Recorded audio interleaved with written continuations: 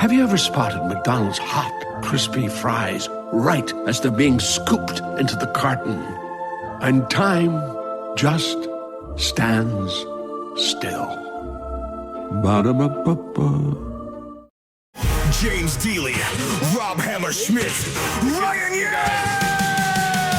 So it just gives you an idea of where this ownership is at in terms of their commitment. But you haven't even talked about players yet. I'm already picking them to win the whole damn thing. They're going to win the whole damn thing. Who's going to win this dang thing? And don't say the Free Jacks. Go. Only crazy, but RFCLA. You got to go with favorite New England, although I hope they're not. So The Free Jacks, they are the team to beat. I know that RFCLA finished last year, but I mean you can't deny who they've added. You know, I forgot about Houston, didn't I? Yes. 3 seasons in a row atop the Eastern Conference, 2 Shields in a row. The target wasn't big enough last season. It's, the size of the moon this year. Houston versus... I'm going to go Old Glory DC. How about that? Boom. I got to say New England. Shit, you're going to say New England. I almost said Chicago, but I think too many people are listening that might not want me in the seats anymore. No, New England. Welcome to US Rugby Happy Hour Live. Interviews with the biggest names in American rugby. The New England Free Jacks, Major League Rugby champions. One-on-one to score. Here are your hosts, Phil Baker and that other guy. Good evening, everybody, and welcome to US Rugby Happy Hour Live. It is quite the night, Fitzy. It is our annual, well, it is now our annual Major League Rugby season preview show. This is the 2025 season, which is the 7th? 6th? How many seasons has it been now? 8th. 8th. Okay. Well, I'm thinking maybe in Free Jacks years. They weren't. That one the season, ones. 2020, didn't really count, right, with COVID. Oh, right. Technically, 8. Right. Okay. Well, 8th year. It's a big year. I think, we lost a team in the last season, and we didn't gain one, but we lost one. So I guess before we've gained and lost, and so I don't know what that means. I think it's a good thing. I don't know. But what I think that means also is some of these teams got stronger from some of those Dallas players, and I really feel like we're going to dig into that a little bit tonight because all the teams we're going to be talking about, pretty much all of them, I think, has a jackal or two on their roster. So it'd be nice to talk about that. But like I just mentioned, this is the 2025 Major League Rugby season preview show. And we have not one, not two, but 3 guests lined up tonight. We got Rod Hammerschmidt from the Rugby Rant. He's going to talk about Chicago and NOLA Gold. We've got James Deeley from the North American Rugby Database, who will talk about Houston and Utah. And then later, Ryan Ye from the Fantasy Ruckers, also our own sports broadcaster, who will be talking 3 teams because he can handle it: LA, San Diego, and Seattle. Wow. And then Fitzy, you're going to be covering DC and Miami. And I've got... What do I have? New England and another team. Charlotte, obviously. Better figure that out before it's my time. Wait, there's a new team that entered the league? Sure, yeah, there is now. But, before we jump into that, Fitzy, there is another professional rugby league or competition here in the United States, the WER. That's right. They are starting to announce players. Have you been keeping track of that at all? I have. Each market has announced their foundational 5. They've been sharing some cool graphics on social. It's been cool to see. Some big names. Yeah, and there's 2 at least. Unfortunately, I've been too busy today to really pay attention too much, but there have been 2 players from the PWR over in Europe who have joined the Boston Banshees. That's Emily Henrik and Paige Stachopoulos. They're both from the area, and they both have been named. So that's 2 big names for one team. And that's nothing against any of the players or the teams. There's a lot of quality rugby players out there. So I'm actually really excited about the WER. I can't wait to get out to a match. I know I don't think there's one near you, but I will say though, I do have a by the 6 degrees of Kevin Bacon separation. Oh, Jetta Owens, who's named for the New York team. Her dad, who was a rugby player, was my high school wrestling coach. Oh, very nice. Yeah. Very nice. So I got that going for me. All right. Listen, we got a lot to talk about, but really quick, listeners, please like, follow, and subscribe to our podcast, which is a replay of this show, or to this live feed, which is on YouTube and Facebook right now. Share with your friends. Send out the text to them right now. We are live. We are This is not AI or recorded. We're doing this live, obviously. So do that. Share it with your friends, enemies, whoever else. We love talking about sports, talking about rugby. And our 3 guests tonight are the same way. They love talking about it. They're knowledgeable. They know so much about it. And we consider them friends, even though I've only met one of them in person. Actually, 2 of them in person. 3, including you. Bill, is that a new football? Is that the 50th anniversary USA Rugby football over your shoulder? That's funny. No, that's my Atlanta club's Old White's 50th anniversary ball from this past year. I was going to say, Calder, where's mine? Thanks for calling it out. I guess that's not. There's also an empty bottle of bourbon for the team as well, right behind my head. Consumed responsibly, of course. Of course. Yeah, all at once. Isn't that responsible? All right, Fitzy, let's do this.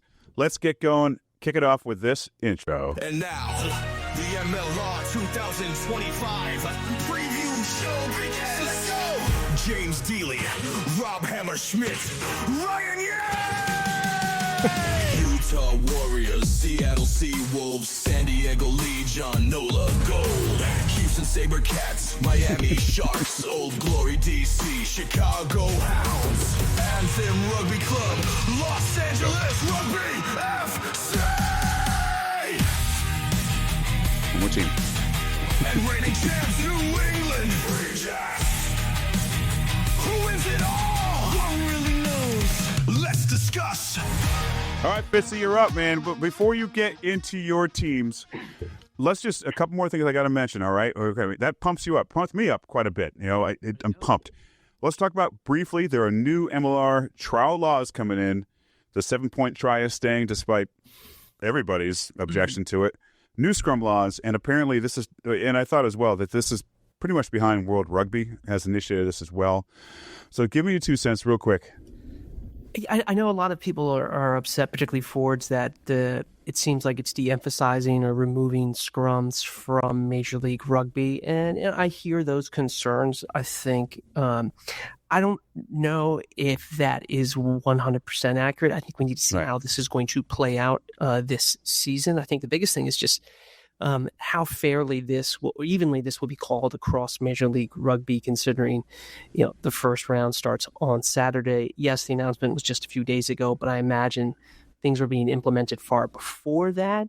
And, as Brian Ray and others, myself, I've chatted with a few folks behind the scenes. It's basically like, this is a trial. If it goes well, more than likely World Rugby will adopt it for other leagues, probably ahead of more rugby qualification stuff. Yeah, there's some griping about, more ball and play and all that stuff. Let's see how this plays out. See how it plays out. Well, scrums aren't going to be wrong. Right. No, it won't. No, we're not going to be league. But correct me if I'm wrong. Didn't the 50-22 come from Major League Rugby trial laws? Am I wrong with that? The kick clock, I think MLR was one of the first. Kick clock. I thought the 50-22, but maybe not. Kick clock. Yeah. All right. Rewards. I love it. Yeah. Yeah, and so many, like, watch Six Nations, and you're just like, oh, it's going to go out, and whatever, and it's exciting, And quickly, a new broadcast deal. ESPN is back on board with rugby in the United States. Miami Sharks and your Old Glory DC will kick off their broadcasting. I think it's great. It's not much different than Rugby Network, but because it still is a paid service. But there will be some games on ESPN too, which, to my point, which you mentioned with Ross Young, was having games on TV. So hopefully bars, wherever else, can put on ESPN too. Yeah. And a random will see that game on TV and go, wow, what's that? Let's talk about it and become fans. I think this deal, it gets it in front of almost 26 million subscribers who already have ESPN Plus. I think the affiliation with the big brand that is ESPN. I think ESPN needs to do more to market it. Disney, ABC. Like, do we want to spend so many dollars on it when we've got all these other things going on right now? But I think it'll set MLR up, hopefully, for the next media rights deal, which actually will probably bring in revenue. I don't think this deal is bringing in any revenue at all, but it's more so just associating with ESPN. So Rugby Network's still around, which is a great thing, particularly for international viewers. But yeah, let's go. All right, let's go. Indeed, let's dig into the 2025 Major League Rugby season. Fitzy, I want to hear you talk about DC first or second if you want in Miami. So go. Yeah, let me start with Miami first. I got to say, if you're a Miami Sharks fan, you got to be thrilled about how the first season went, because inaugural season 6-10, competitive across the entire season. Beat the Free Jacks, beat Old Glory, competitive in every game. Almost, they stayed in the playoff chase to all the way about like the final round or two. And they had a losing record, but again, first season, just missed out on the playoffs.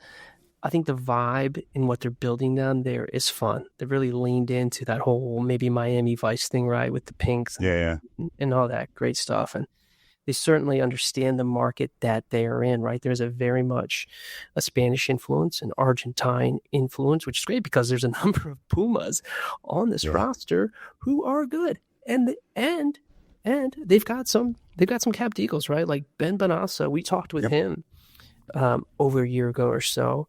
He talked about it, how exciting it was to play for the team, and also the belief that this team will just not give up, right? They're going to fight and scrap for everything. And I think we saw that last year. And so I think there's a lot to be excited about for this Miami team. They also picked up Ronan Foley. You mentioned the Dallas dispersal draft, so they're picking up a few more players. I think also Tomas Kobia, center for Dallas, Urbelli joined from Dallas, so they picked up a couple more of the pieces coming out of that. They will be competing for a playoff spot. A lot of people have them competing for like that fourth spot. A lot of people are saying Old Glory, DC, Miami are going to fight for that fourth spot. I have Old Glory, DC a little bit higher. We'll get to them in a second. But at 6-10 in the inaugural season, building upon that, they did lose some players. Their center, Nick Gregg, is now with Old Glory. Hasn't officially been announced yet, but he was their leading try scorer. He's now with Old Glory. So there's a loss there. But hey, they open up against each other in round one. Many people have predicted Miami. I picked Old Glory to win this one, but I'd love to hear your thoughts on Miami. I like Miami. They had a couple upsets last year, one over the Free Jacks, obviously later in the season. They have potential. They have some quality players. It's their second year. Coaches are not, that fresh anymore. They're a little more veteran in this league. So I can see them putting a dent in the league. I think fourth is going to be right around when they are, and I do agree with you. DC is going to be a little higher. But didn't they add, who's the lock there, USA qualified lock? Short? Is that his last name? I forget. Yeah, they also have Rick Rose, too, I think. Rick Rose, that's what I'm thinking of. Sorry. Talented. Yeah. He may have gotten a little bit of a shoulder injury in that preseason match against New England. I saw a picture. I think Great American Rugby Lance from Great American Rugby shared that on his Instagram. Hopefully that's not looking long term, but he's definitely one to watch for the future. Yeah, I don't think Miami's going to improve that much. I think they're going to be a better team, but as far as placement goes in the table, I don't really see them climbing too much higher. I think give them maybe next year as well. And, when I look at other teams making their offseason trades or moves, which we'll find out more about later in the show, I don't think they did as much as other teams did. So they're going to be a quality team. There's going to be something all the East teams and the West, of course, will need to pay attention to. There's no team in this league that's going to be a knockover this year. So with that said, let's move on to DC. So Old Glory DC, I think this has been shared. If anyone listens to the Glorious Rugby podcast that I co-host with Alistair Kirschpool, we've had a number of conversations on and off air with the head coach Simon Cross, and he really talked about the buy-in, the continuity of players coming back, and just building upon the foundation of the last 2 years. So they made the playoffs the last 2 years, both times coming up a little bit short, losing, of course, to your New England Free Jacks in the playoffs this most recent time. In the first round of the Eastern Conference, where they lost by 4. But if you remember from the regular season last year, Old Glory went up to New England, beat New England there by 1. Yep. Very exciting match. You could contest whether or not Old Glory's DC game-winning try should have counted, but, back and forth, whatever. Yeah. They played again in the latter part of the end of last year. Old Glory was up by like 10, and they let the lead slip away. And they actually, it was in the closing moments, they had a chance for a driving maul to be able to score, and there was a knock on. New England ended up winning by a point there, right? So very close both times.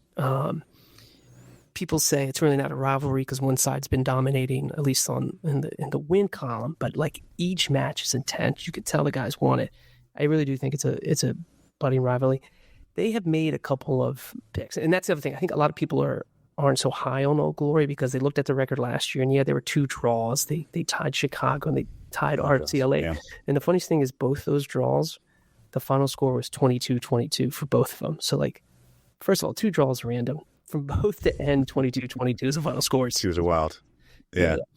So they 7 wins, 7 losses, 2 draws, so still not a winning record.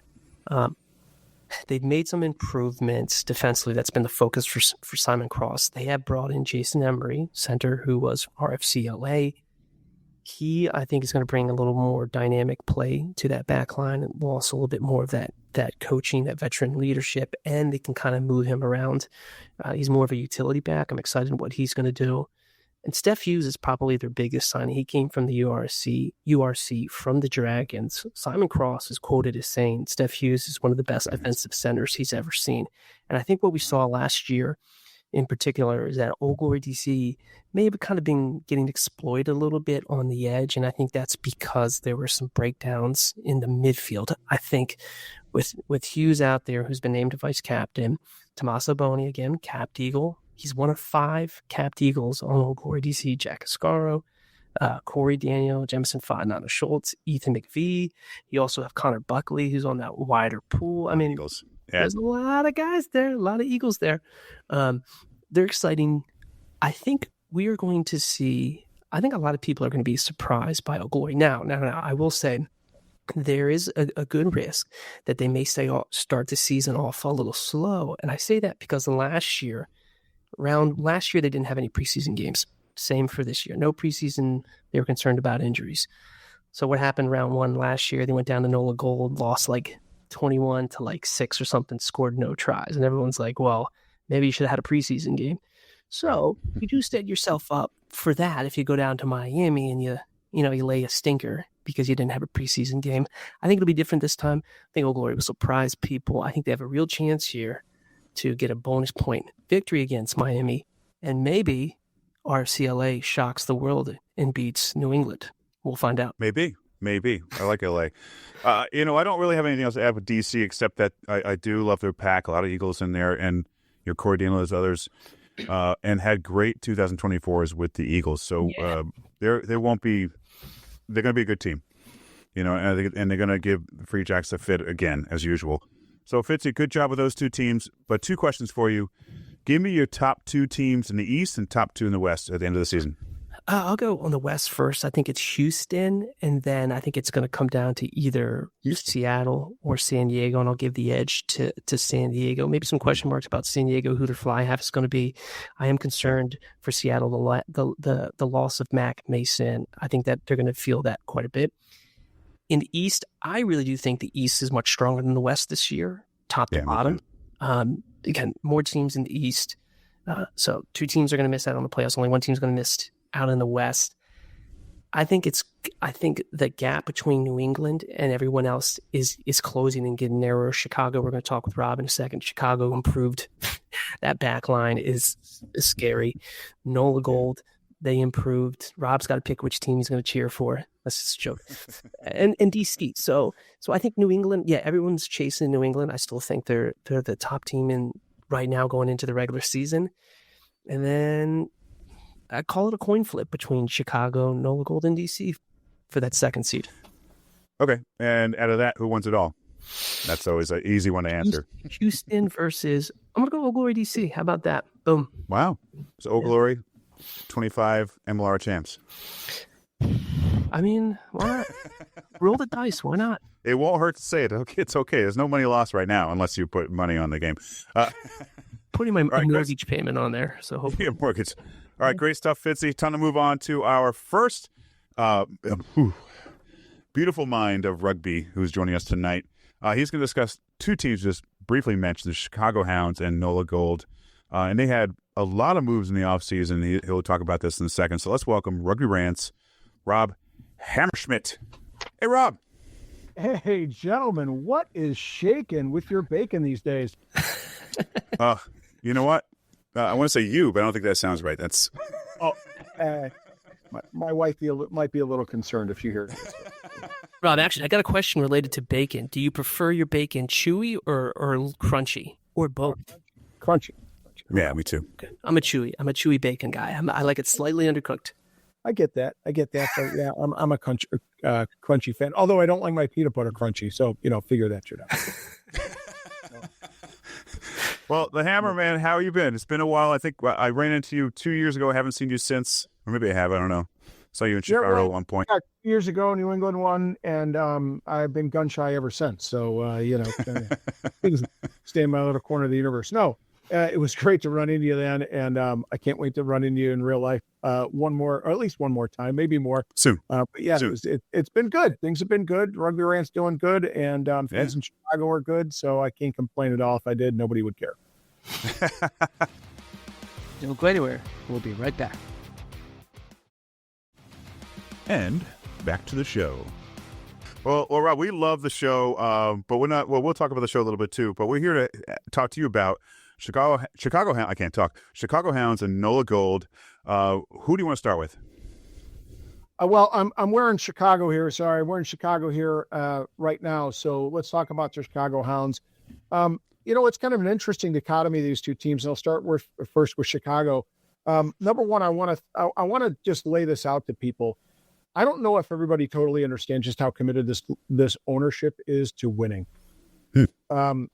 Peter Burnick and Matt Satchwell and Phil Groves, this ownership group really, really, really wants to win. And I know everybody else wants to win. Don't get me wrong. I get it. But they are putting resources behind this. Okay. As a matter of fact, I just saw a post recently amongst the fan group. There's actually a viewing going on, and I think it's actually the first episode of the Hounds docuseries that was in the making from last year. I could be wrong. Don't quote me. I'm just going off what I'm seeing on social media, but I think that could be the vibe. But that gives you an idea of just what Peter is willing to do to get rugby to be successful here in Chicago.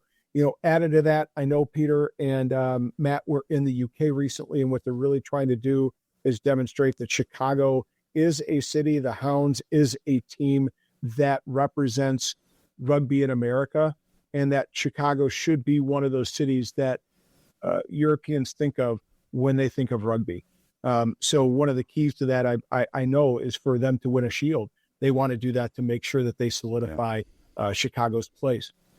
They've added, and it's demonstrated, by the way, USA versus Romania was brought here, and that was in big part due to the effort of the Chicago Hounds and Peter Burnick and crew. They've done a lot of stuff with their fan group, really trying to keep in touch with the fan base and really make them part of the effort. And then, of course, they've added some staff. And one of the notables, and it may seem like a subtle difference, is a nutritionist. I spoke with Lauren a couple weeks ago when I was at a training session. And that's just one of those subtleties that I think, when you hear that being said, you understand the level to which an ownership is committed and willing to put money behind an effort when they're hiring a nutritionist to work with each and every player to make sure that they're maximizing their abilities on the field by putting good food in their body. So that's important. They've added new staff, of course. I mentioned Lauren as a nutritionist, but also, the ticketing and the commerce department, they've done a lot of stuff to build with the business community here, especially Guinness Open Gate, which is a new brewery down in the south. It's the South Loop area. So that's pretty cool. TV broadcast partnerships with Clark Street, which is going to be their merch distributor here in Chicago, so that they're going to have a presence in the storefronts, in Michigan Avenue and a lot of other places. And then, of course, they brought in two new coaches, Todd Dammers, an assistant coach, and then, of course, World Cup winning Wallaby Chris Latham. So it just gives you an idea of where this ownership is at in terms of their commitment. But you haven't even talked about players yet. I'm already picking them to win the whole damn thing. They're going to win the whole damn thing. Boy, I sure, it would be great to see it really would. I can't deny it. I mean, I'm Robbie two teams, and if you're one of my two teams, going out, be happy and be loving life. It doubles my pleasure and doubles my fun. But I think they're taking the right steps. They're making the right moves in just their third year.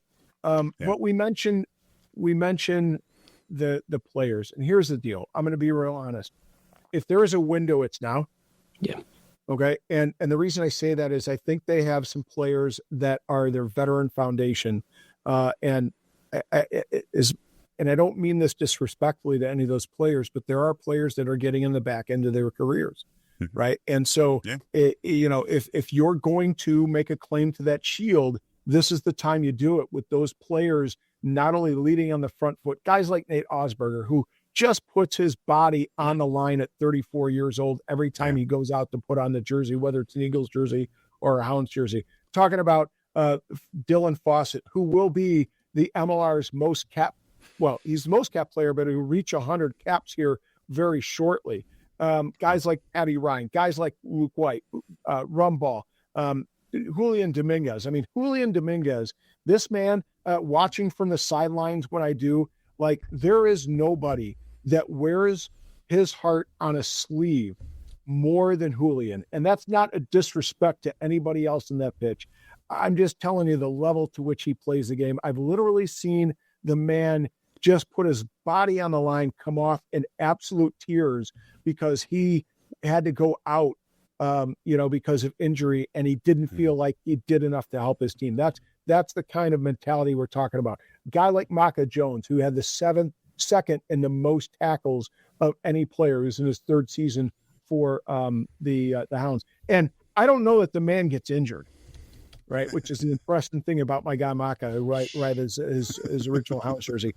But so then you add into that, you have guys like Hamish Bain, who comes with a Scottish background, U20s, and the Scottish 15s at the second row, an area where they needed some bolstering because of the exit of Ben Landry, a true hard man in USA Rugby. They need to bolster that, and I think they did with Hamish. Ali DeVito, of course, comes with a couple of English caps, Exeter, Bath, Premiership experience. Tim Swell, again, Curry Cup. I mean, he's one of those crossover guys that played in a lot of different leagues, not only in South Africa, England, and Japan. So he comes with a ton of experience in a lot of other leagues. Michael Hand, who they got back from Miami, who's a 6'4", like 240-pound winger. Wow. Right? Yeah. And then you add in a guy like Noah Brown, on the wing too, and they got 4 really solid wings. Then you got like Liam Fletcher, who comes with a ton of experience from Queensland, the Western Force, Australia U20s, and Pifoletti, of course, the Legion, a couple of caps with the Eagles, and Mitch Short, who's bolstered their number 9 position. I think that's a key. The key for the Hounds, in my mind, is that 9-10 combo. Let's be honest. Last year, that was the big question mark that really caused them problems in the middle of the season. That's what Sam had difficulty with. And that's why Sam is no longer their head coach, because he just couldn't get that combo right. And they have Jason Higgins still there. Like I said, they have Mitch Short, and then they have Michael Baska in there as well in the mix. But then at 10, they played Carlisi. They, of course, they played Billy Meeks and Carlisi, and then they finally put Cardi in, and they got the formula right to win that, semifinal against the Nola Gold. With McCarthy gone, with Cardi down in Nola, who's going to be that 9-10 combo that's going to really command that back line and marshal those forwards from the back of the scrum and the back of the maul? That's one of my big questions that I have. Is a 9-10 combo. They have to get that right. What's your take on Noah? Is this his year to really break out and really make a bigger impact on the team? I'd say absolutely.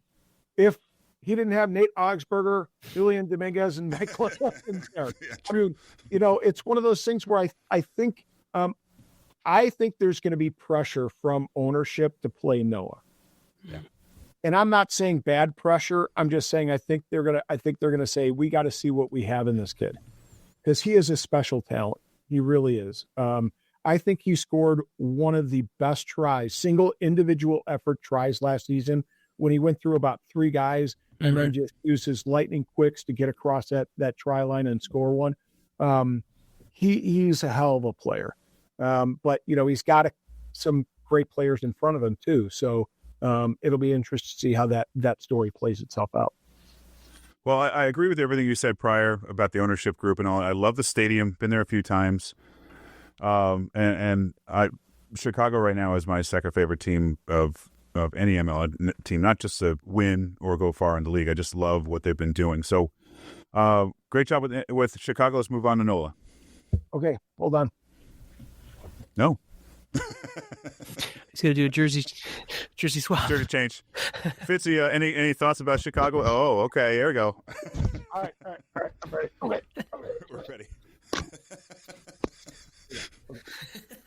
All right, perfect. I'm ready to go. All right. No, voice change. So Nola's an interesting one. I think there are some similarities between the NOLA Gold and the Hounds in the sense we have a new coaching staff in place that have to establish their culture and their identity and kind of stamp that on the team to see how they play. And both coaches have spent at least a season or two in the league, and so they know kind of what the MLR standard is, and they know what the MLR experience is like, and I think that'll really help both teams. The other thing I think is similar is who's there. Well, not so much the 9, because I think Luke Campbell is going to be the well-established 9. He was last year. I think he's a hell of a player. I think he brings a skill set, a sniping skill set. And I think physically he's a little bit bigger than Damian Stevens, and therefore I think he's better on defense than Damian. That's no disrespect to Damian. He's a hell of a player. But I think Luke Campbell brings that defensive piece. But the big question is at 10. Who's going to be their 10? They lost Rodney Iona, who's up in Seattle now. So who's going to be their number 10? And so, they've got a couple of guys in the that are sitting there, and you're talking about, Cardi, of course, came from the Hounds, Dorian Jones, who was there last year, and Reese Bolta. And they're kind of interesting. They're interesting combos there because Luke Cardi, I love Luke. I think he has a great skill set. He can control a game with his boot. I think he's crafty. I think he has good vision. I don't know that he has the explosiveness of a guy like Reese Botha, or even sometimes we've seen out of Dorian Jones. The big question mark out of Dorian Jones is injury. He's somewhat injury prone. So I don't know if he's that reliable piece necessarily. And then, you've got a young guy in both of that. I know him well. I know his folks very well. And he's a great kid. And a big part of me would like to see him get the keys to the engine and see how he runs it. So that's a big question. Keep in mind, and I don't want to go back too far away from the playing, but again, going to ownership, all of the NOLA Gold has been changed over to some degree at the very top. They have some core leaders in that playing group, but at the very top, you have a whole new not a whole new ownership, but you have a whole new ownership structure. You have a new GM. Fitz is still there.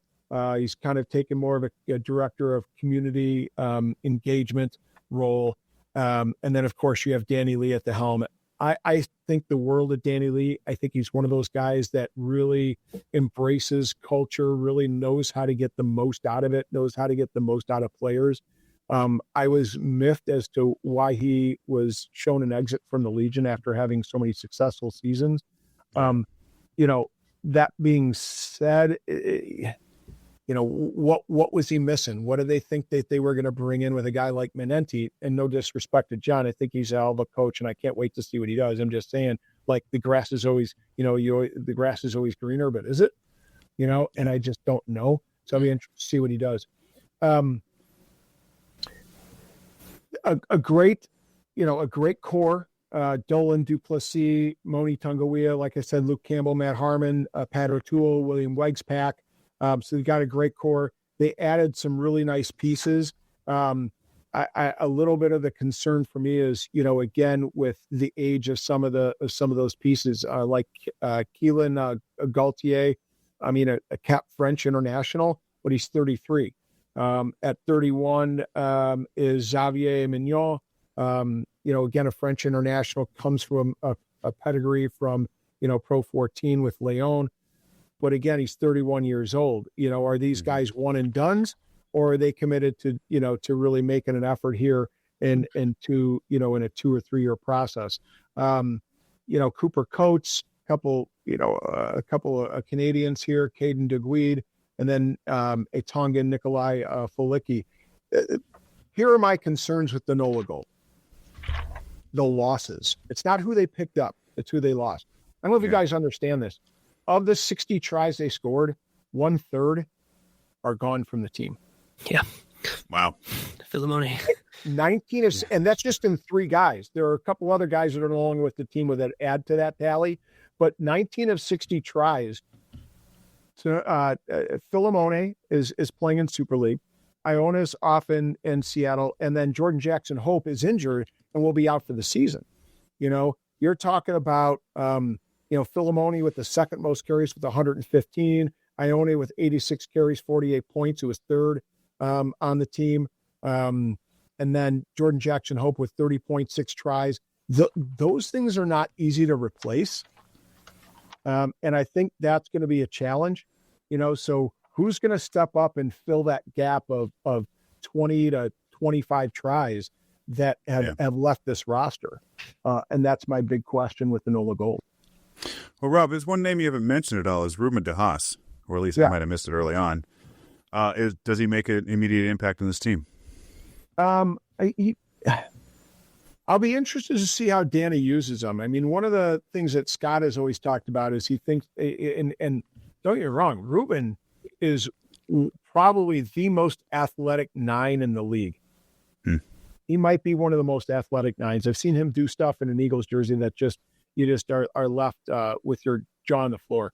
But his, he's very much that South African mentality. We're going to box kick and we're going to box kick. Now, if you put it in the right areas, you can put it in that 15-meter channel, you can really pin somebody back. And if you have a quality chase, like Ed Fideau is that quality chase. My question is, can Ed play 16 games for the NOLA Gold this season?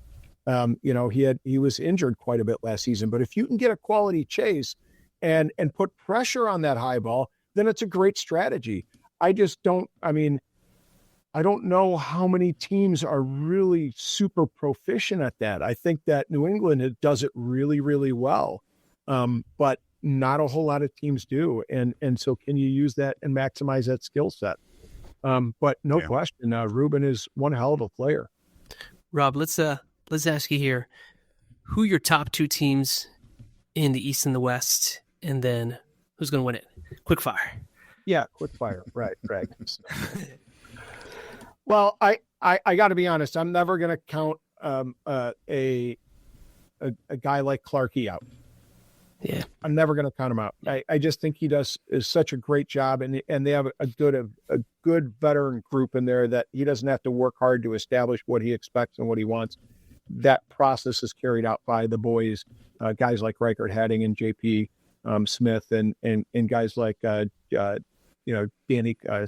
Danny Creel, et cetera. So I just gotta say Seattle. I can't count them out. That'd be one. And another one, I'm going to go out and throw a little curveball out here. I know it's going to be LA. I think if they can get the forwards running the right way, their back line is devastating, and they've got a combo at the midfield, and the names escape me right now. I just haven't seen enough of them play out. Jansen. Yeah, exactly. That I think they were both at Renwick, and they won a shoot together. And so you're talking about guys that already have developed a really good, cohesion between the two of them. Where do you put Billy Meeks? Hopefully Sam Harris, because that's where he's at, doesn't put him at 10. But they have a pretty good 10 in Christian Leafalo. I pronounced that. He did. Don't ask me to spell. Don't worry about it. Leafano. Yeah, they have a pretty good 10 in him too. So, but I think that's it. Those are 3 good centers that you've got working there. Plus, you've got a great 10. And then they got another kid like a Manu, or I forgot the last name, or Mono, but he's like a 6'3", 240, 245-pound winger, So, that's dangerous when you put him into space. So I think their back line can get humming pretty quick. And then, of course, Reese McDonald at 15, right? Yep. Who's just an attacking threat from anywhere on the pitch. So if they can get their forwards running right, I could see them being a number 2 team coming out of the West. The East, is a little tougher road. it's kind of like the Patrick Mahomes. Everybody was like, I'm not going to bet against Patrick Mahomes anymore. It's hard to bet against New England, right? They have a new coaching change, and my only hesitation would be that Ryan has talked about putting on kind of a different brand of rugby on the pitch. They're going to do some different things with kicking. He mentioned it in a recent interview that I was involved with, that, because they play 8 games on turf, so at least 8 and probably more, because you're going to play down there in DC. They have turf too, that they're going to use a little different kicking game to their advantage. So one of the interesting things is, can that be established early on in the season so they don't get put behind the 8 ball? But I think they're a good enough, veteran enough squad that's not a concern for New England fans. I don't think you can count them out. I would be stupid to say your 2-time reigning champions won't be one of your top 2 coming out of the East. Although I hope they're not. So, and then it's a question of for me, it's really a question of honestly between the Hounds and Nola Gold, and Chicago. Robbie, 2 teams are struggling with this one. Kind of like I have 2 boys, and I love them both, and I love them for very different reasons. We won't make you pick. But I think you got to look at either one of those teams coming out. I mean, my only hesitation on either one is just a new coaching staff, and can they get everybody running in the right direction with very little preseason going to really get the start off. And you know what, John, I love Fitzy, what they're doing in DC. I really do, because I talked with Simon, and there is an emphasis by both the ownership as well as the coaching staff on American players. I mean, one of my favorites, Bill Whiteside. I love that kid so much. He's such a great kid. And of course, Connor McManus, I think, is really starting to get the time he deserves. But my concern is that they're still young. They're still a little too American. And as much as I hate saying that, but I just got to be honest. And do they need to be more Canadian, like the Free Jacks? Is that what you're saying? Hey, it works. There's the madness in the mix, and I part of getting that right. But it comes down to minutes, right? When you're talking about aggregate minutes played, and I just think they're a bit behind the 8 ball. I can only think back to the opening match last year between Nola and Old Glory, and Old Glory I think was up at half. And one of the comments, because I was on the commentary for that particular match, one of the comments that I said is, as I said, I really think in the second half it's going to come down to the Nola Gold and their experience, and just the fact that they just have guys that have more minutes, and they've been in those pressure situations, and that's a difference maker. So that's why Scott Lawrence talks about managing minutes and making sure that players out of college have proper minutes and are getting enough quality minutes in the 15s game. That's why he's talking about that. All right, Rob, we got to jump forward. We're behind. Real quick, pick to win it all. I forgot about Houston, didn't I? Yes. We're moving forward, though. What a mistake! What a mistake that was. I'm gonna. It's okay. You got to go with favorite New England. I'm going to put a curse on them by taking them. By doing that. All right, really quickly also, we're going to see you on the sidelines this year with the mic. Oh, 100%. Yeah, all 8 games I'm in. Should be great. I'm looking forward to it. I can't wait. They open up next week against Utah in week 2. I'm excited, although it's going to be colder than probably colder than it was in Toronto 2 years ago. Yeah. All right, everybody, please check out the Rugby Rant. Every week you guys do a show. It's online everywhere. Rob Hammerschmidt, thank you so much. Thanks, gents. Peace. Good luck. Cheers. Thank you, too. Don't go anywhere. We'll be right back. Now back to the show. All right, moving on. We got. We're going to jump forward. I'm going to skip me for a second. We got our one of our other guests right here waiting patiently. So let's get to James. Actually, I'm looking for his introduction. I just got to get to his real introduction, okay? I got to get this right. Next up, to talk about the Houston SaberCats and the Utah Warriors, MLR stats guru and curator of the North American Rugby Database, James Deeley, a regular on the show. Well, regular whenever we get you on the show. Hi guys, how you doing? Fitzy, how you doing, Phil? Good to see you. Good to see you. Thanks for coming on. How you doing? Oh no, my pleasure. I'm doing pretty well. We're in the middle of like Rob was saying, probably warmer than Toronto. We're in the middle of a massive blizzard up here at the minute. So just typical Canadian things in Toronto. Well, don't worry. You'll be the 52nd whatever state soon. Anyway, no more politics. So James, let's jump into it. You got Houston and Utah. Which you want to start with? Sure, I'm going to start with Houston that Rob so kindly forgot about then. I think Houston's season really revolves around kind of two questions. And first of that is exactly how much impact did Hennekamaya have on this team? And if you look at the history of the Sabercats, they were 10-25 before Hennekamaya took over in fact, no, they were 10-35 before Hennekamaya took over in following the 2021 season. Yeah, make sure you get your win-loss percentage right there, James. Or your non-loss rate. Right. Someone's going to do it. I don't know what the hell that was about. Maya took over and kind of steered this ship around with a healthy South African contingent. They have gone 33 and 50 in those previous 3 seasons, qualifying for the postseason every single year, and in fact improving the amount of wins season on season. They finished with a league best 14-2 last year. Their best ever finish. They're really getting close to actually having an overall winning record, which they haven't done in their history. Possibly this season, we'll see if they can match that 14-2 season they had last year. The issue is Maya's now gone. A lot of the team are still there from the 2024 season, and as is Pote Human, the head coach. So, on paper, it doesn't look like they're going to take that much of a step back, but we don't know. It's going to take some doing to improve on a 14-2 regular season. Which brings me to my second question, is the postseason for the Sabercats. They've qualified the last 3 seasons in a row. They have not won a playoff game.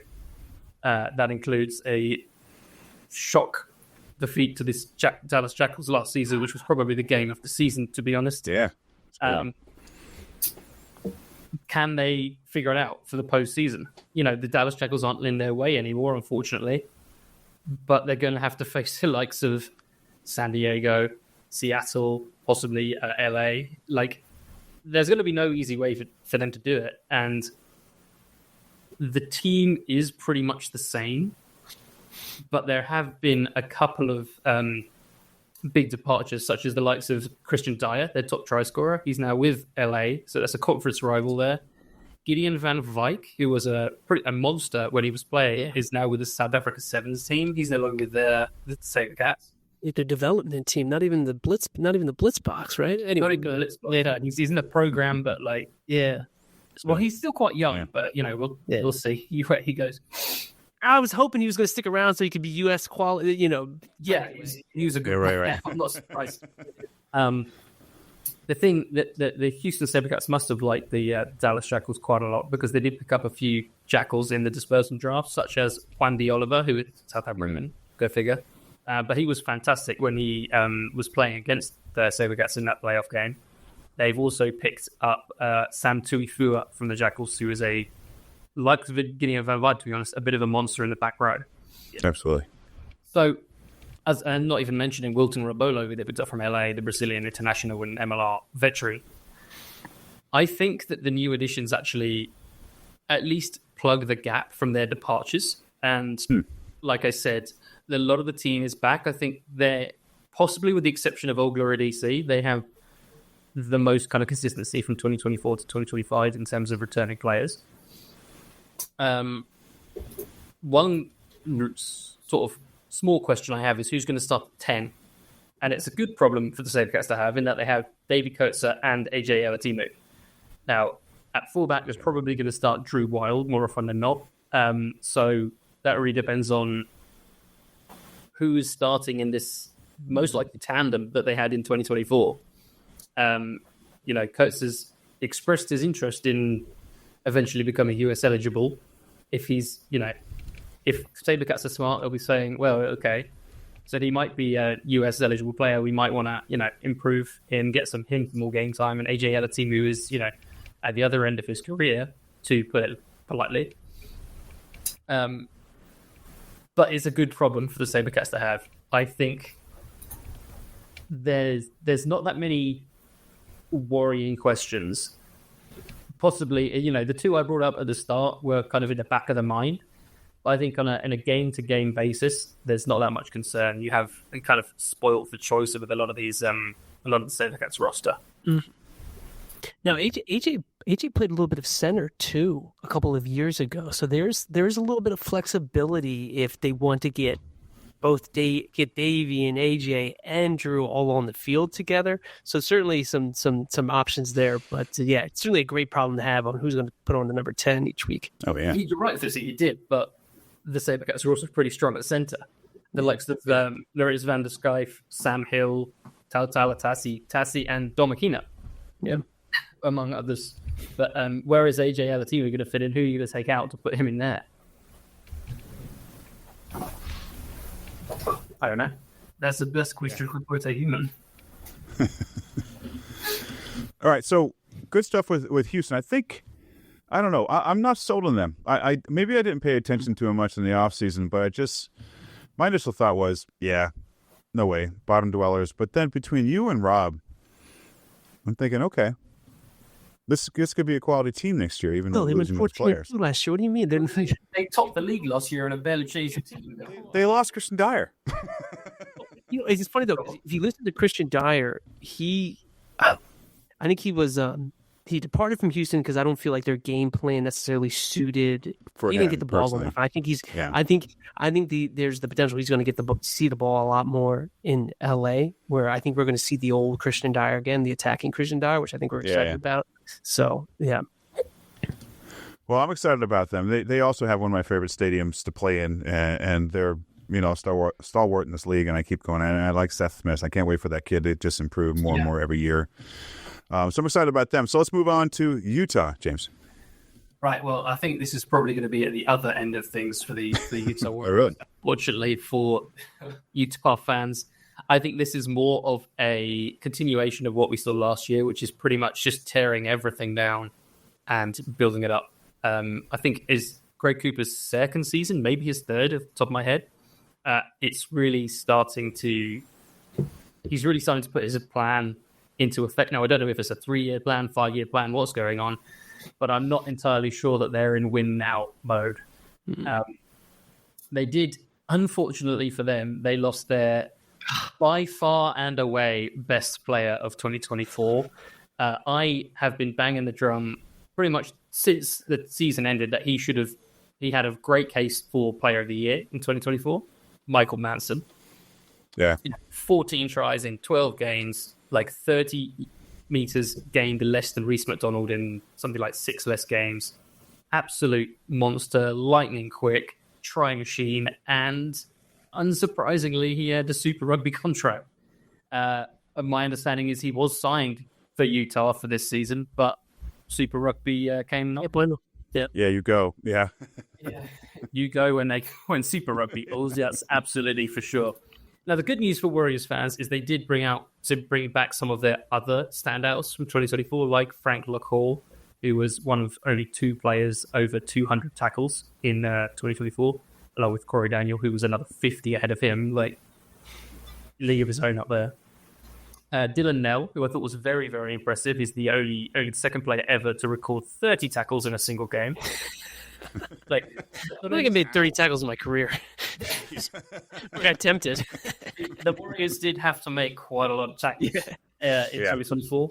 But, they did bring back some of those standouts. They've got a couple of kind of quite big names that are joining them. Gabe Casey, who was one of the very few players who have been drafted into MLR twice, but didn't get much of a shot with the Free Jacks, so they only played in 1 game. You've got Logan Crowley, which is an interesting one, the son of former Canada head coach Kieran Crowley. He was actually signed for 2024, but didn't come over for whatever reason. Then they've got Freda Pulu, who's familiar to MLR names. They've got a few Dallas Jackals. Ronnie, most teams this season, unfortunately, have a few Dallas Jackals. Ronnie McElligott and Nick Benn, former Toronto Arrow. Nick Benn to go along with a few Arrows, actually. Sam Reimer was a former Arrow. Tyler Wong is hooker, former Arrow. They still have some good pieces, but they are still quite young, generally speaking, and they brought in a lot of new players that haven't played together before, which is a bit of an issue. Might take them a few weeks to actually get up to speed with playing together, which isn't helped by the fact that they have a bye in round one. No. Sucks. Utah fans, that's for sure. What was it, bye in round? Oh, that's right. Odd numbers, unfortunately, yeah. So I just think that, they weren't that impressive. They were entertaining. I'm not going to take that away from them. They were entertaining in 2024, but not really impressive very much. And they started this off-season by kind of ripping the Band-Aid off with announcing the 17 players leaving. Yeah, that's really... Utah fans were like, what the hell's going on here? Now that's kind of blown over because they've announced who's coming in. But, I haven't even mentioned the likes of Nick Souchon, who basically will know from Old Glory, and Caleb McInerney, who's another, I think was part of the leadership group, standout at fullback. Did sign with NOLA, but then decided to stay in New Zealand for the birth of child, which I guess is fair enough. So, I just don't think that the Utah Warriors have it this year, unfortunately. And with only 5 teams in the West getting in the playoffs, I'm not sure they're going to be in it. Well, James, think about it. Yeah. Paul Asike, can they rely on him, game in, game out? Or he's an older player. He's oft injured because of his playing style. Is he going to make an impact? Well, you've just kind of answered the question for me, I think, though, Bill. He's often injured. He's 30. Yeah. He's going to be 35 midway through the season, I think. He's a fantastic player. And I'm sure he can teach the younger guys a hell of a lot. But I don't think they can rely on him week in, week out. Like you said, his kind of very physical kind of game lends itself to injury, unfortunately. And I'm not sure you can. I think if he's fit, you probably start him. But that's quite a big if. Like, how often is he going to be fit? I think you need other body to either play alongside him and kind of take some of that impact off of him, or to step in and fill the gap when, hopefully, if he's not able to play. I think of... I love him. I always like loving seeing him playing when he played for Harlequins or else over here. But he reminds me of a 10-year-old boy on a bicycle who goes off of ramps, crashes into trees, does everything to get hurt. Just the way he plays. James, let's wrap it up. Give us your 2 top teams in the East and your 2 top teams in the West. Sure. So I think the Houston SaberCats are going to top the Western Conference again for pretty much every reason I said earlier. They finished top of the league in a regular season in 2024. They barely changed the team at all. I think they're going to be the team to beat in the West. As for who finishes, who fights with them for that top spot, it's really kind of like a 3-way battle, I think, between San Diego, Seattle, and LA. Like Rob was saying earlier, it really depends on how quickly and how effectively LA can kind of get these pieces working, because they, on paper, vast improvement, a very Giltini-steamed improvement. But will they be able to get it to work in time for, to mount a serious attack on the Western Conference, during the regular season? I think they'll probably qualify. But where will that place be? I don't know if they're going to be able to earn a home field advantage in one of those top 2 spots. I would probably have to say Seattle, the Seawolves, just because they finished second in the Western Conference last year, despite a load of injuries. 3 weeks into the season, they had to announce, oh, by the way, these 4 players are out for the year, or whatever it was, including Rickard Hatting. They have a fit Hatting this year. They have a fit Devon Short this year, who only came in and played the last couple of games. I really think that Seattle, assuming they don't get hit by the injury bug again, can challenge for that Western Conference. Now, they've never actually finished atop the Western Conference before, so I'm basing myself on history there, but I think it will be between Houston or Seattle for the West. Okay, and who wins it all? Who wins it all? Well, again, like I said, for Houston, until they prove they can win in the postseason, I'm not going to assume they can. Quite a boring answer, I suppose, is to go with the team that's proven before and say the Free Jacks. They are the team to beat 3 seasons in a row atop of the Eastern Conference, 2 Shields in a row. They're the team to beat. If the target wasn't big enough last season, it's the size of the moon this year. They are the team to beat. They have done it. They've been dominant over the last really 3 seasons, apart from that shock playoff loss 3 years ago. New York. They are the model for an MLR too. Well, James Deeley, thank you so much for joining us. Everybody, check out the North American Rugby Database. James is the MLR stats guru, or we call him the guru, either way. James, thank you so much. Thanks, guys. Good to come on again. All right, cheers. Get warm. Cheers. Don't go anywhere. We'll be right back. And back to the show. All right, with that said, moving on, I'm going to jump in with my 2, and then we can get to our next guest, because he has the West Coast, and they're up later than we are. So I'm jumping with my 2 teams. What's your name, Fitzy? You ready for this? No, I'm building. I'm going to start with Charlotte. I almost said Charlotte Hornets, which is odd. Charlotte Anthem, Rugby Anthem in Charlotte, as I just said. With me covering the Eagles quite a bit overseas, I love this team. I really do. And I'm cheering for them quite a bit. I believe 31 USA eligible players on the roster this year, and they did a lot of new signings in the offseason. And they brought in more Eagles, more capped Eagles to help out with the younger guys who are eligible Eagles. Mitch Wilson from New England, Connor Mooneyham from Seattle, Sam Gola from Dallas, Junior Gaffa, who was with Anthem last year, basically on loan from New England, but now he's full-time Anthem player. Had a great year last year. Makeen Alikhan, LA via Dallas in that route. USA eligible. He hasn't capped yet, but he's just a powerful back rower. Jared Luda, from Houston, fullback, fly half. I think he's a quality player. And then you look at their pack, their front row. I think they really established that. They already have who's our guy there who was on our show, the big dude. Hold on, I'll get there. The big prop. What? Turbo. Thank you. Thanks, man. You just anyway. Add Alex Mon with him. You got a great front row. Another big prop in Mike Grandy. So they added a lot of quality players. Grandy had some experience with Glendale as well. He has 1 cap with the USA. Going back to Monty, he has 5 caps. Again, with Sosefo and Turnbull, he really strengthens that front row. Sangola, I think he's a huge a draw for them in the pack. 23 Rookie of the Year, so he's got a lot of experience. I love Connor Mooneyham.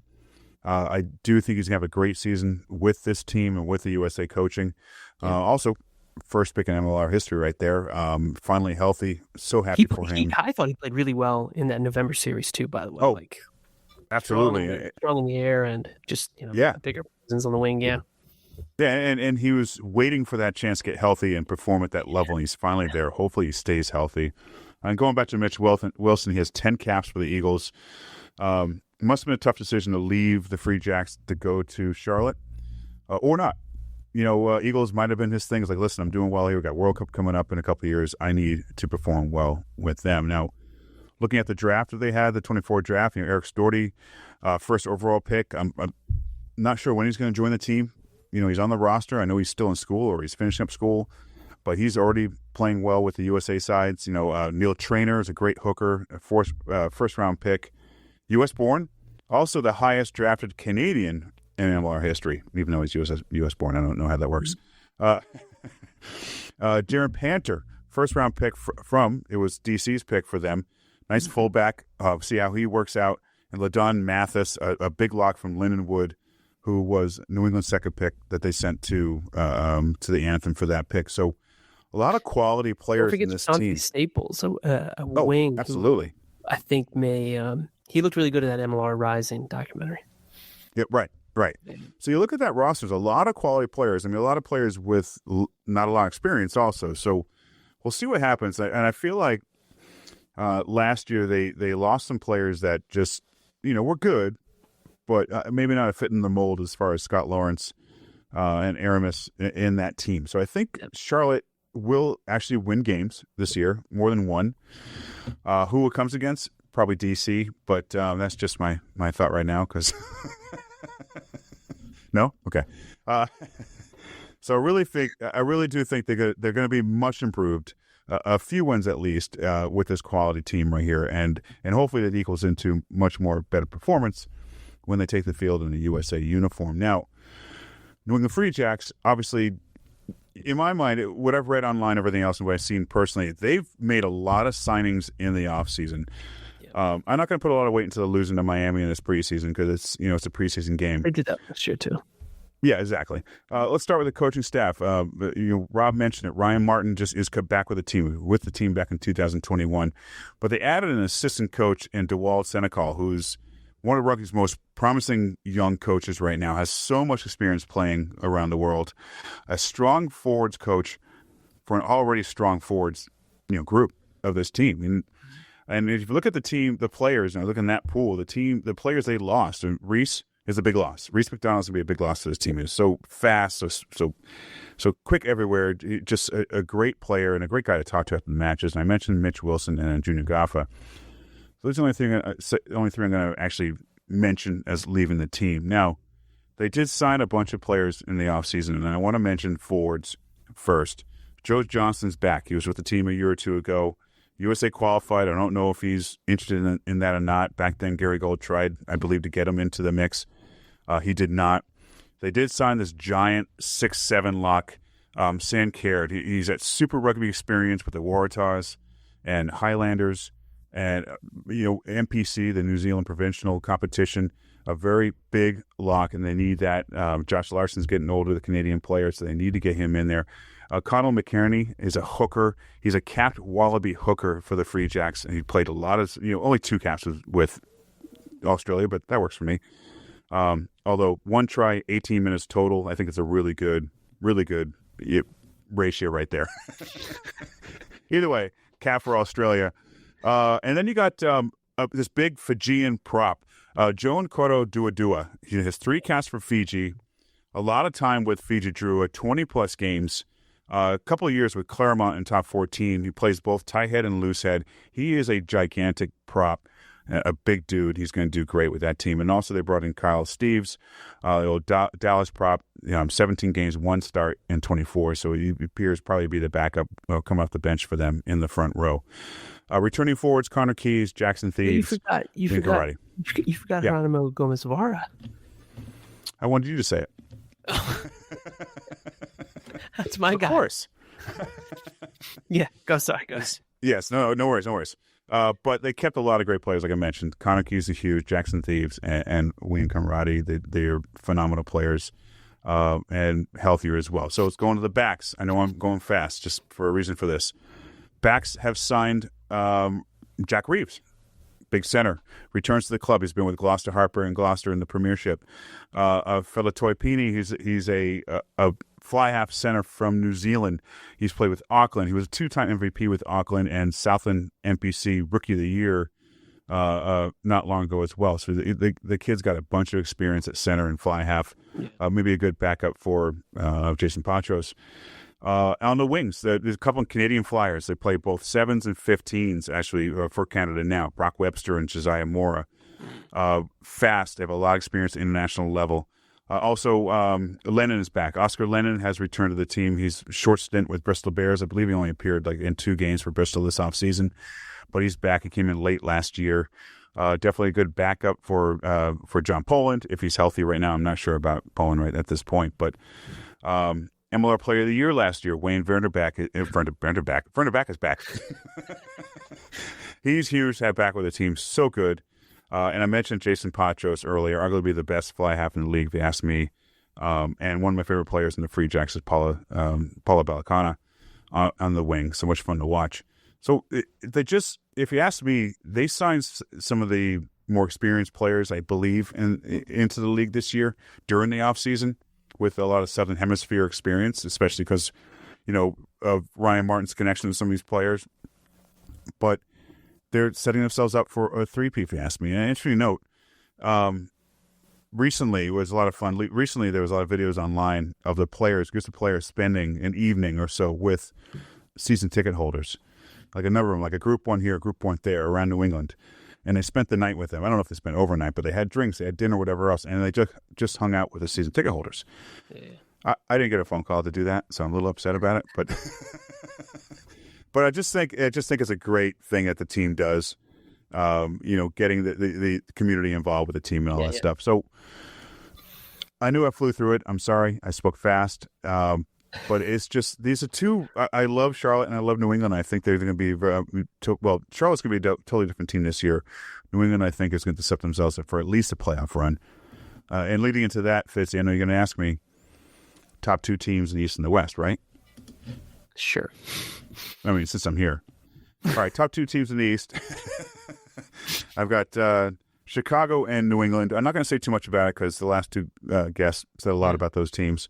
So I do think it's Chicago and New England would be the top two. I do think DC's right there, number 3. In the West, I've got San Diego and LA. All right, I really didn't give much thought about Houston until this show, but I think LA is going to surprise a lot of people. San Diego, LA, can't rule out San Diego. Who wins it all? I gotta say New England. Shame you're gonna say New England. I almost said Chicago, but I think too many people are listening that might not want me in the seats anymore. No, New England. All right. Anything you want to share about what I just said? No, you're going to call me Bring on Ryan Ye. Bring on. Yeah. All right. Let's do this. You've been waiting patiently. Coming on now to talk about the West Coast teams. Again, not last of our guests, and maybe the least, depending on how he does in the Fantasy Ruckers League this year.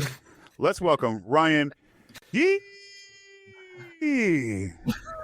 By the way, you have to hear the intro. You have to hear the intro song to understand what I just said there.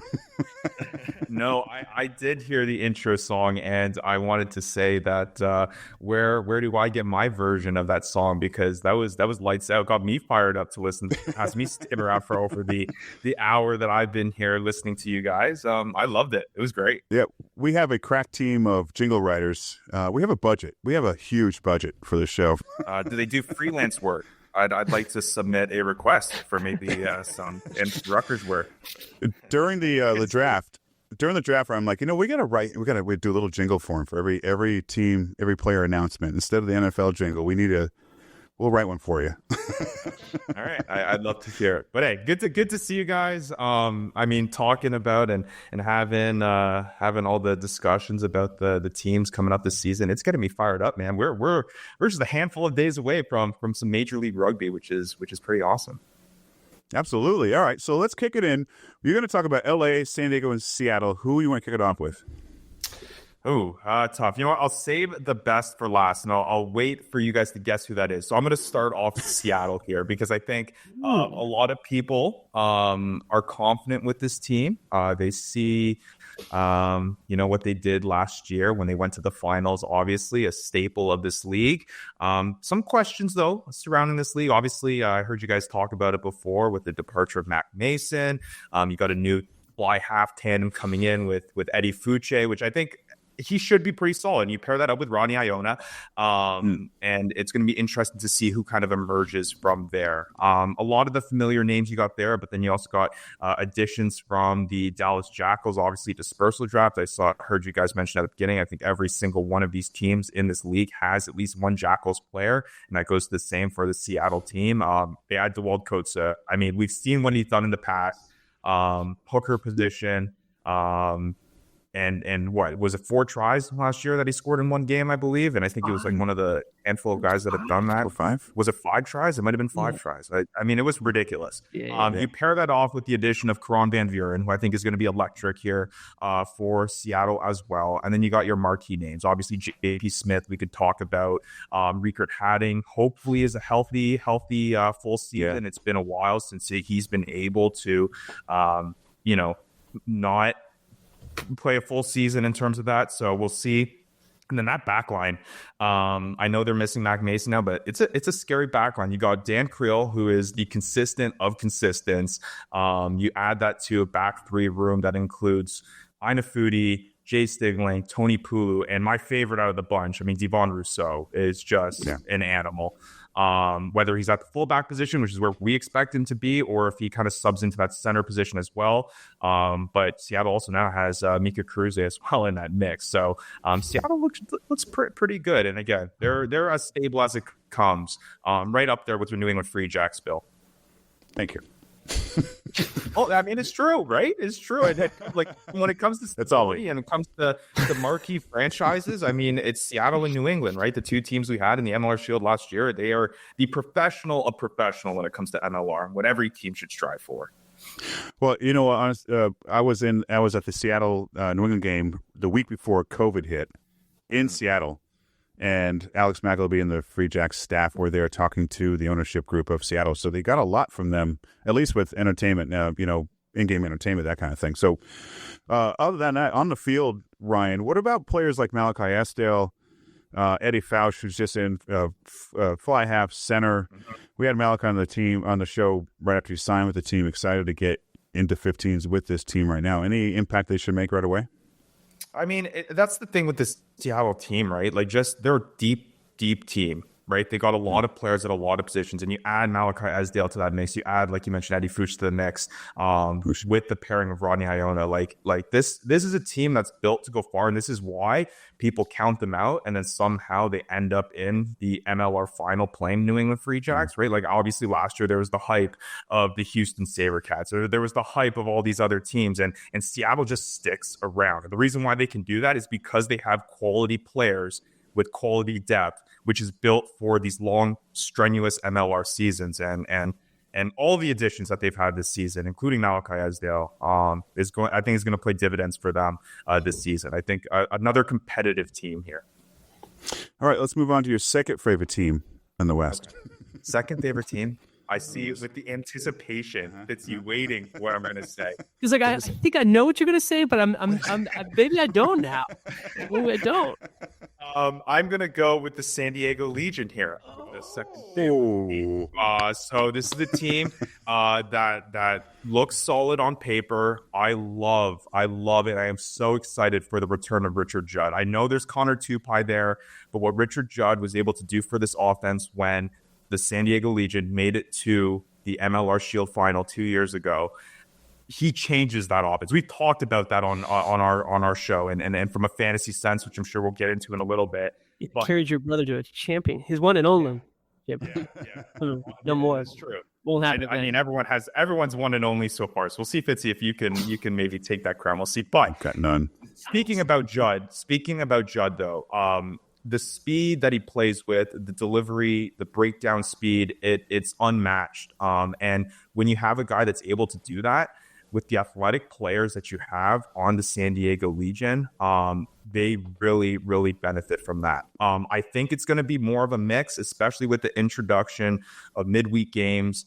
I think we're seeing a trend when it comes to MLR teams, when it comes to people bolstering at a lot of positions and a lot of quality guys at positions, right? You look at Richard Judd, Connor Tupai, and then their freshly signed player of Aiden Conja as well. I mean, those are quality guys, but I think they're going to be bouncing back and forth between them because you might have a quick turnaround. I love the forward room. I love the additions of Jed Holloway, Brad Wilkin. These are guys that are absolute monsters, like beasts with a whole bunch of overseas experience that I think is going to bring that to San Diego. You bring that in with hopefully Christian Poitevin can kind of go back to kind of the days when he was really taking this league by storm, and you mix that in with everyone else they have. The backs, I'm excited for. I mean, they added Tavit Lopetti, which was probably the biggest within league signing that happened with a guy that was familiar that shifted teams. It's going to be interesting to see how he does with the San Diego Legion. Lincoln McClutchy looks to be distributing the ball. There is Harris Rutherford there too, Stephen Crimp. We'll see how they kind of mix in. Also, the question of Ethan Grayson, who we have seen play at that 10 position as well, in addition to kind of where we've seen him at center too. But again, he has that Falcons experience overseas. And then, the back line in the back three, I'm excited, man. Like Ryan James looked really, really good last year. We'll see how he can kind of take that next step. And I think Thomas Awake is going to be a guy that has a big year as well. He kind of had a down year compared to what he had the year before that. But again, I think he's going to be one of the guys that really benefits from an increased playing speed, which I expect the San Diego Legion team to have. We're looking at a guy like Patty Ryan, who will now have, he came in, was it last year? He came in late in the season? Midway? Was it last year or the year before? Last year, right? I think it was last year. Yeah, so now last year, the few games under his belt, MLR, played really well with USA Eagles. Now he's about to set into his real first full year. So he should be due to have a really impactful year for San Diego on the loose forwards. But losing Greg Peterson, you mentioned some new signings this year. Who's going to replace him? It's Brad Wilkin. Right. Yeah. I think it's Brad Wilkins steps in that role. Again, I think we're seeing the same trend, right? Like you look at this back row room, right? I'm looking at the depth chart now. Like you got Christian Poitevin, Patty Ryan returning, Chris Terori, Vili Hilu, Tavita Taimalau, all guys that are pretty solid. And then you add Brad Wilkin to that mix, and Jimmy Hokafonu as well. Again, it's just these solid teams have a lot of depth at these positions. And I think that's one strength that San Diego does have is this back row room was pretty solid. Maybe not as good as New England's back row room, but they're right up there with them. All right, so I think you have one more team left. I don't know if it's your favorite one. So if you do the process of elimination, I think you guys can narrow down to who I'm most excited for this season. We make the joke on our show that I'm sometimes the bandwagoning fan. And a couple seasons ago, I was super stoked for a Chicago team that had the likes of Billy Meeks and bringing in a whole bunch of guys, and they had an absolute dud of a season. And then last year, I was just so excited to watch the Dallas Jackals play and the electric style that they played. And then they decided to fold. I even purchased a Dallas Jackals scarf from their fan crew. And then a season, like literally that same season, I had nothing to do with it. Now it just kind of hangs in my jersey room as an homage to what was. And now, the team that I'm picking this year is Rugby LA. They are going to be fun to watch. And that's going to be the biggest thing is going to be kind of the step up that they can make this season. Obviously disappointing year last year, but I think out of all the teams that have brought in big time players at big time positions, LA is the team that has done the most. And it makes me most excited for. Am I buying into the hype train again? Yeah, I think so. Is it going to bite me in the butt again? Probably, maybe. But when you see this team on paper, it's hard not to be excited for this team. You start at the front row position. Ben Strang, who is a leader of that room, is returning, and then you pair that up with Ben Sugars. We saw what Ben Sugars did in that Fiji and Drua game, and he looked great off the bat, and he scored a try there. It was fantastic. You have a second row room that has a bunch of returning players. I'm excited to see what Jason Dawn does. I believe they just announced their captains, and I believe he is the captain for this upcoming season. Yes, today announced it. And then this back row room, man. Semi Kunatani, right? Like we saw what he did last year. We had Andrew Coe on our show who's on Rugby LA, and he says this guy is just a mutant. Like there's no other way to describe him. Like he'll just flick the rugby ball like halfway across the pitch if he wanted to. Like this guy's insane. And you pair that up with now the additions of Ed Timston, Ben Houston, Tim Anstey, like this should be pretty solid with Matt Heat in there as well.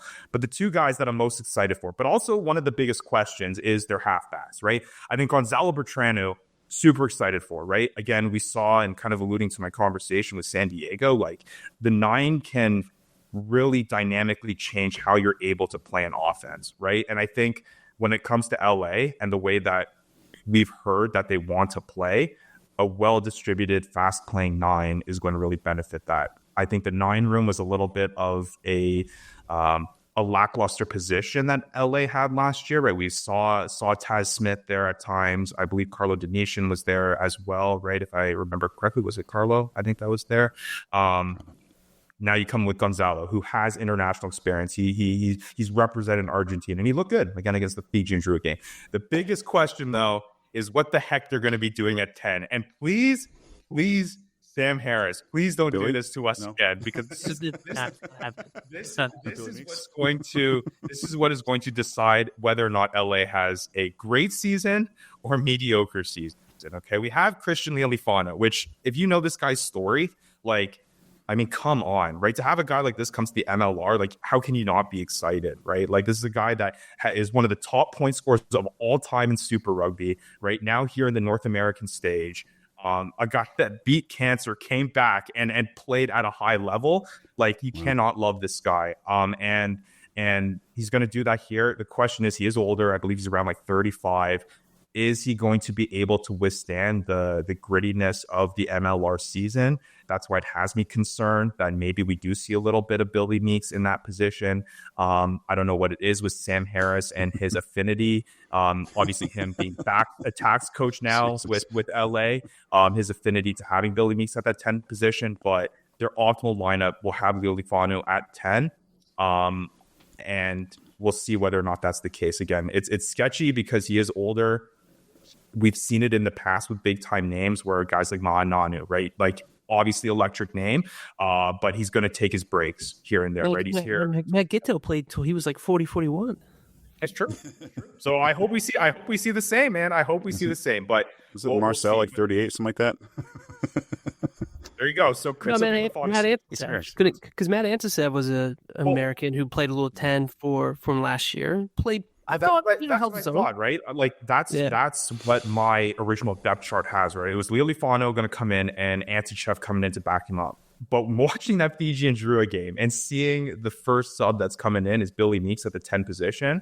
I get it, it's preseason, but if that's not a in the game plan, I think that was a tongue-in-cheek Sam Harris meta awareness. Is that what it was? That would be the ultimate troll. That'd be the ultimate troll, because let me tell you, he took Billy Meeks has taken a fat fantasy depreciation since then because of that. So we'll see. But I mean, just to finish it off, I mean, the center position, if Billy Meeks stays at the center position, you got Billy Meeks, Will Leonard, great guys, obviously, that are very, very athletic, are going to make plays for you. And Fitzy, I know you're high on this guy because you drafted him, I think, above his ADP in every single draft that we've been in, is Nick Chan. Nick Chan is a guy that's building a lot of hype when it comes to this season. I've heard that Rugby LA loves Nick Chan. It'll be interesting to see. Right, you got to remember last year, I orchestrated getting Billy Meeks on my second pick because, remember, I had everyone so concerned about the visa issues. That's true. You did. You did propaganda on our show. I get it. That's why you're no longer a guest on our show, because I keep having you. I orchestrated it. It worked. It worked. But it didn't work. Billy Meeks have the best season. You are Rugby Morning's John Fitzpatrick. Credibility is supposed to be the marquee of what you provide. That's fishy, John. Almost fair in love and fantasy. Yeah, that is true. That is true. I actually have that tattooed right above tramp stamp there. Hey, it's the family show. Lastly, though, just to finish off this team, though, Bill Big, because what I'm most excited for this is the back three. I mean, you got Rory Van Voot, Andrew Coe, Jack Shaw, right? Those are guys that are already with LA. You pair that up with now the addition of Christian Dyer, Vogan Isaacs, who before he got injured last season looked like he was going to take this league by storm. I don't know how much of an integration he's going to have this season because of that injury. We saw not as much in the preseason, and then Reese McDonald is going to coming in with the reinforcements, like I think 4 or 5 weeks into the season. Yeah, I mean, it's hard to not be excited about this LA team, so I'm pumped up. All right, so go ahead. Sorry, I didn't want to step on your toes. Go ahead. Oh, just one note. I'm interested to see how Micah Sisseni does. Back from Asian, finally reappearing in a team somewhere. Yes. He should be hopefully fit and good for them. That preseason game against Fiji Drua, I didn't see it, but can you just briefly tell us about that? Can we put any weight into that result? Was that a full strength Fiji side? Was that, you know what I'm saying? No, absolutely not. Like we made the joke on our podcast, right? Because obviously Super Rugby is starting up this weekend, and I believe Fijian Drua is playing the Brumbies. And my brother, I think it's a 3.5. The Fijian Drua are 3.5 underdogs in that match. And my brother said, look out for the upset. So I'm like, okay, if I do the math here, that means that because LA was so close to Fijian Drua, that means LA can beat the Brumbies. Let's slow it back here, right? Like Fijian Drua, yes. Was it a cool, momentous match for the league in terms of having a crossover of what is my favorite league in all the world? Yes, it was very cool. But no, it was not their strongest side. It wasn't even the strongest LA side either, right? Like they were rotating. It wasn't a full-time match, but you still have to give credit to them. It was a competitive, fun match to watch. You'll take little notes here and there, and you'll move on with it. But I think it was more of a kudos to the MLR for doing something really, really cool rather than saying that LA is on the scale of necessarily beating Super Rugby teams at this point. No. Yeah. All right, Fitzy, wrap it up. You got this last question. All right, Ryan, give us your top 2 teams in the East and the West, and then who's going to win this dang thing? And don't say the Free Jacks. Go. All right. Well, top 2 first. I mean, I know this opens up a whole other can of worms, but I'm a proponent of just like how I hate how a majority of teams make the playoffs this year, right? So like really anyone can win, right? I know it's easy to say that, but you just have to have a good match on a good day, right? We saw what Dallas Jacks were able to do last year, so anything can happen. But from a season-long perspective, top 2 teams, starting with the East, New England I'll put up there. You can't take down who is a team that, again, is the marquee of stability. I'm actually going to throw Nola Gold there at number 2. I love what they did this season. I love the additions that they've had this season. I get it. They were almost like an Exodus Part 2 to what the Utah Warriors were doing. It seemed like everyone was leaving NOLA, but then they backed it up with additions that you guys talked about earlier. So those are my top 2 teams in the East. And then in the West, I'm going to go with second. I want to say, I think this second spot is a toss-up between 3 teams, and that's Houston, Seattle, and San Diego. But I will throw in for now San Diego in there. I'm pumped up with what Richard Judd can bring to the team. I know it's only one guy, but I think he can bring this team back to what they were a couple of years ago. Top team, call me crazy, but RFCLA. I'm gonna put my eggs all in the same basket and over the Free Jacks in the finals. I know that RFCLA finished last year, but I mean you can't deny who they've added. It'd be a great story. Worst the first, right? Worst the first. I mean, and we've seen it, right? Like we've seen, like look what Houston's doing, right? Like Houston used to be a team that couldn't win matches, and then now they can't lose anything. So, I mean, it happened. This league, out of all leagues, is one that's volatile. That really anything is possible. I know, cliche, but why not? This whole show is full of cliches. There you go. No kidding. Ryan Ye. Thank you so much for joining us. For those of you not familiar with it, check out the Fantasy Ruckers on all social media channels, pretty much online, Discords. Check it out. How many leagues are there now? There is. I'm having like a jersey here because Fitzy. That's the championship. Questioning whether or not his name was on the jersey, but there it is. Etched in silver pen. Etched in silver. No, it's full on. It looks like that in camera. We full on got it embroidered. Okay. Oh, nice. No. It's not embroidered. It's completely Sharpie pen that I do in my arts and crafts room. No, we have 7 leagues this year. It's grown by almost 150% there, or look the map there. Yeah, but we've had at least a few more leagues than we had last year. It's going to be exciting. We have some money on the line this year with some of our leagues, which is interesting. And yeah, it's been a fun journey with all that. But yeah, I appreciate the plug. But yeah, after Fantasy Ruckers, if you want to get a little taste of fantasy MLR and what is a North American style fantasy platform, we're where it's at. And I know that our leagues have all closed up, but we got our weekly challenge that's happening still. And if you want to just dabble, try it out each and every week, you can do that. Sign up, fantasyruckers.com. Check us out. It's worth it, guys. Check it out. Ryan Ye, thank you so much. We'll chat again soon. Yeah, no problem, guys. Cheers. Cheers. All right, there we go. Again, I think it's 3 shows in a row. I'm good with not kicking the guest off too early. I'm a streak, man. I'm going to keep on saying that till it's 18 and then go there. Fitzy, this has been a late show, an 1.5-hour show. But you know what? We had so much great input from our guests that I couldn't shut them off. Couldn't come off. There was just so much good stuff. And stuff I'm like, oh, I forgot about that. I forgot about that player, that kind of thing. So, yeah, I'm excited. You're pumped for this weekend? I am very excited for the start of MLR. Also, for those listening, make sure you stay tuned for a bonus episode. We chatted with the duo, the filmmakers behind Quest for the Shield, the documentary that followed the San Diego Legion. Told the whole story from their inception through the 2023 MLR Championship final, but that was Deirdre and Justin. It's a great interview. I think we're going to see we're going to see some more rugby documentaries possibly from this duo. So check that out. It's coming out as soon as Bill can get around to publishing it. So Bill, what are you doing tomorrow? No. Get it together. It will be soon. Yes, it will be soon. It will be a bonus episode probably within the next week, if not sooner.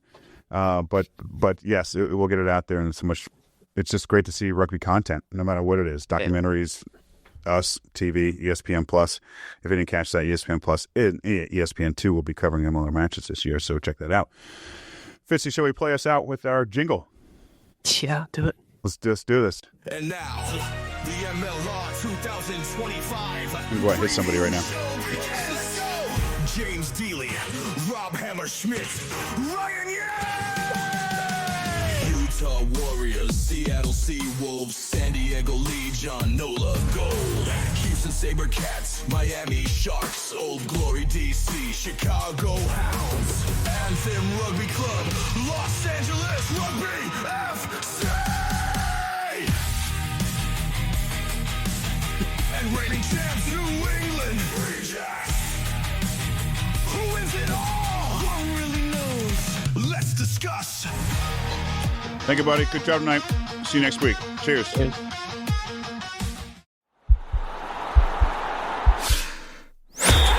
podcast is part of the Sports Social Podcast Network.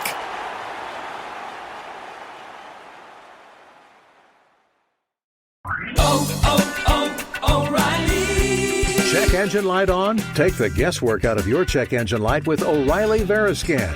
It's free and provides a report with solutions based on over 650 million vehicle scans verified by ASE certified master technicians. And if you need help, we can recommend a shop for you.